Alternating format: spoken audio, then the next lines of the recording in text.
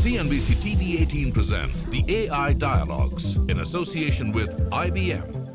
Let's talk a little bit about the metrics that companies track for the success of AI implementation. How do you all do that? How do you know that AI implementation has been successful? One part, of course, is the cost. But since we are having a people-centric conversation, let's touch upon the other metrics. And Vikram, in your case, again, a large conglomerate, I'm sure many different metrics being tracked as far as So success I think is concerned. one metric that we are trying to track is adoption. So how many times are people actually using AI tool? We are tracking training courses that people have done or not done, and as Thiru was saying, if not done, then there are alerts to managers to say, can you please engage the person to do that? We are also assessing the data that comes out of our hiring assessments, which I said were AI led or getting there, job descriptions, for instance. So I think we are using a combination of usage, learning, and decision making in the organization to see AI adoption, but still a long way to go. Okay. Satish, how would you define what success metric would you track as far as, Yeah, ultimately the proof of the pudding is in the eating. I mean, we might make nice PowerPoints, but then they have to be connected to what we want to do. And that's exactly where, the AI we are using for talent pipelining, let's say the tool that writes to people in the social media, it has actually increased our talent pipeline by 3 to 4 times the number of CVs that, or the potential candidates that we wanted to outreach to. Similarly, the second one I spoke about, Arjun, which is the in-house CV screening system, helps us reduce our hiring time, and that's a measure that works everywhere. Last but not the least, about listening and equipping managers to conduct stay interviews, managers and HR.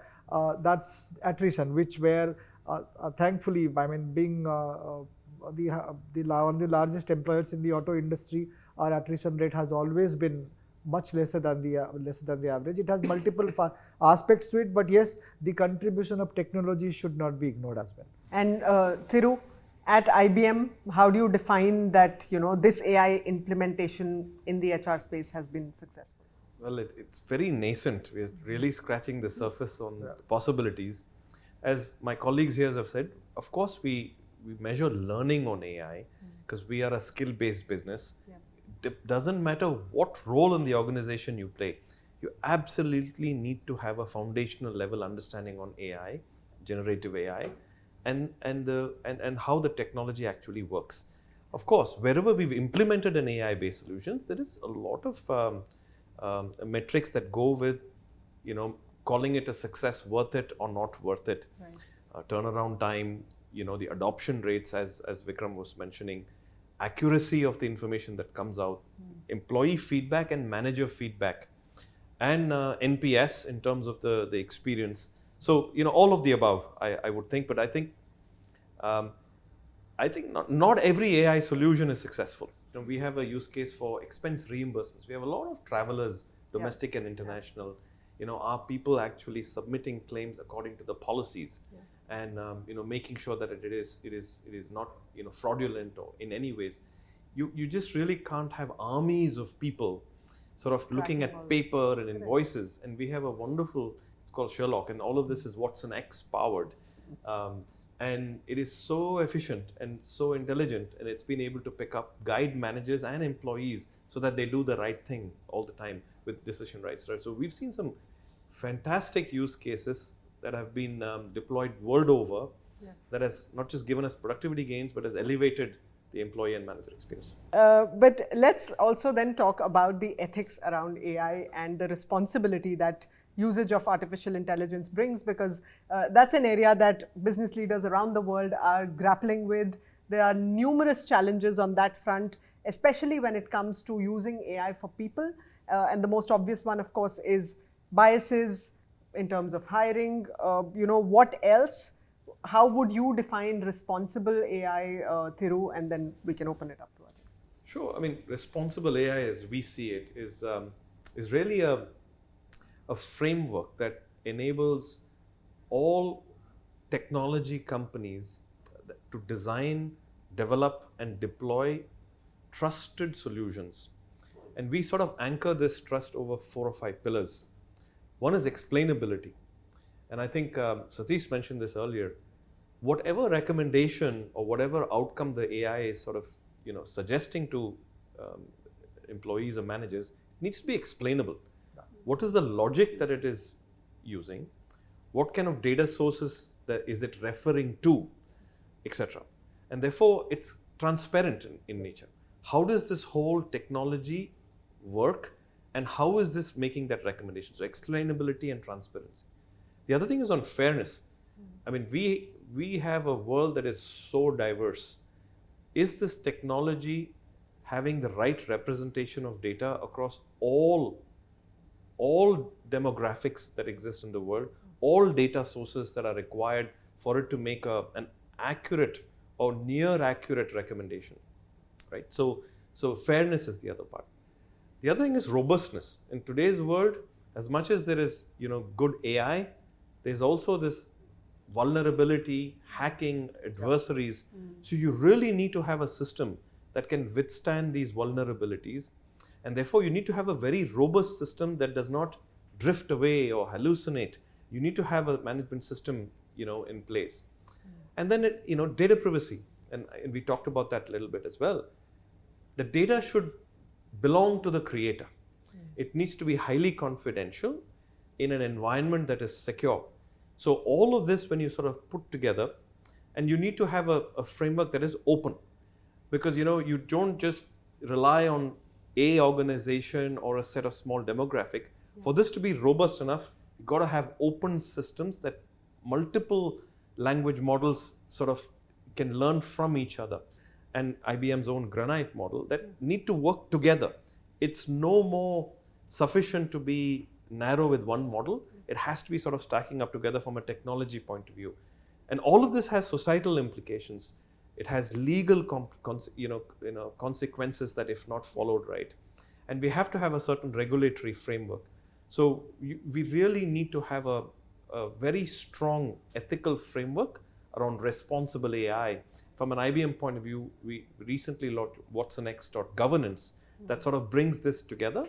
And for any client across any industry, you can it's a studio approach that makes sure that it sort of builds around each of these principles of ethical AI and responsible AI.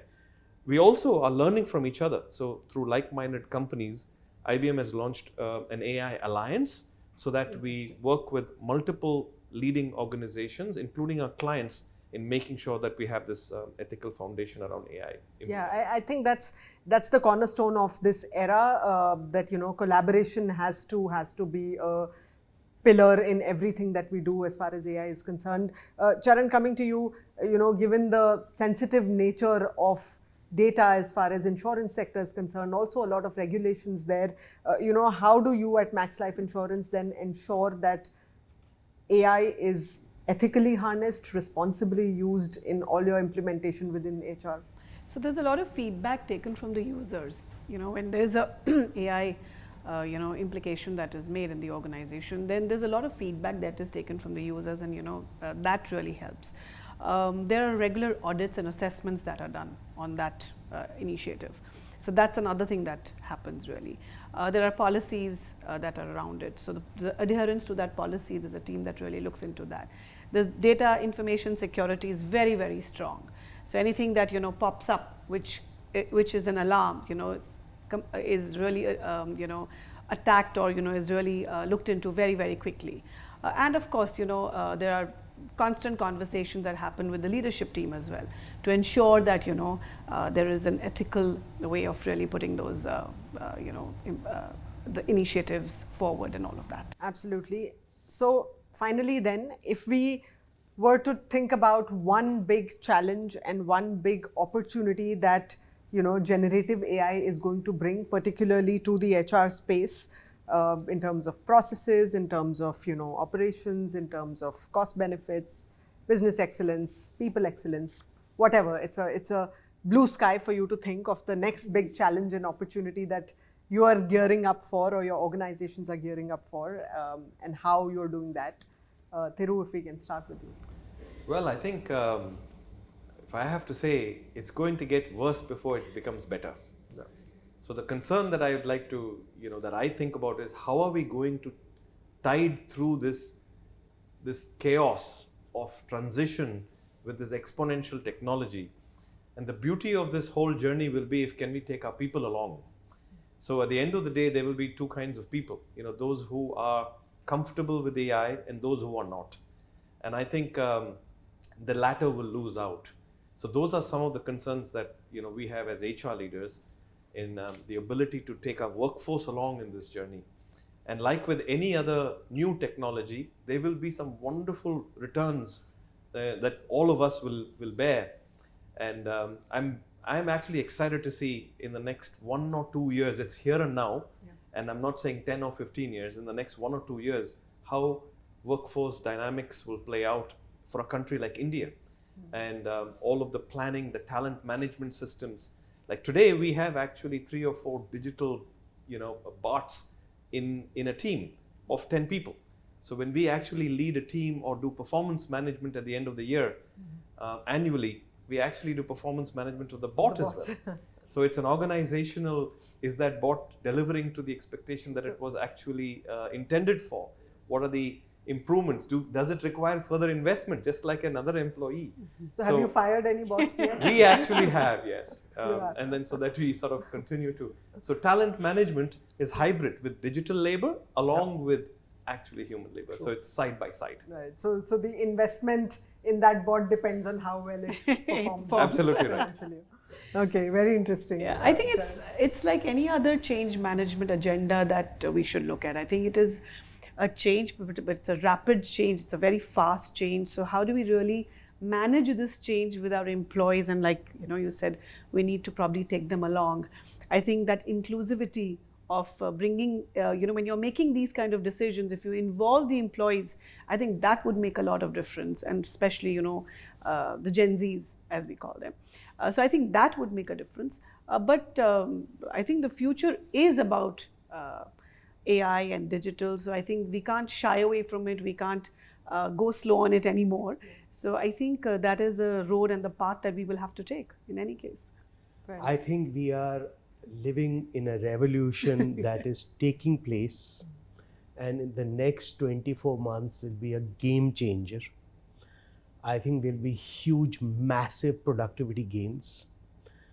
The opportunity of doing top quality work with machines is already here, and each one of us, whether we like it or not, in the next few years will have a large number of tools to work with, and who knows, in 3 to 5 years may have a robot sitting next to us and doing a lot of stuff also, and it's not very far-fetched. I think the biggest challenge is making people comfortable with the change and reassuring them that adoption is possible and it will make them center stage. Satish. So one big opportunity that AI will give us is it will actually make managers become better managers by getting them insights, early warnings about people. It will free up HR people to do stuff on development because when technology is easily available to everyone, the only differentiating factor in organizations then will remain how well you partner in the careers of your people. And that is one biggest opportunity. But I mean, everything has a contra. So if we overdo it, then lose the human touch. That, according to me, is the biggest challenge that technology can bring in. And thank you so much, gentlemen. Thank you, Charan, for joining us here today. Well, clearly, it's a very, very exciting era that we live in, and there are exciting times ahead for the HR function of companies, as well as artificial intelligence elevates employee experiences and unlocks new levels of productivity within the workforce. At the same time, it is crucial that organizations adopt self-regulation while navigating challenges around the ethics and the responsible use of AI. That's a wrap on this edition of CNBC-TV18.com presents AI Dialogues. in association with IBM. Thank you very much for joining us here today. Until next time, goodbye. CNBC-TV18 presents the AI Dialogues in association with IBM.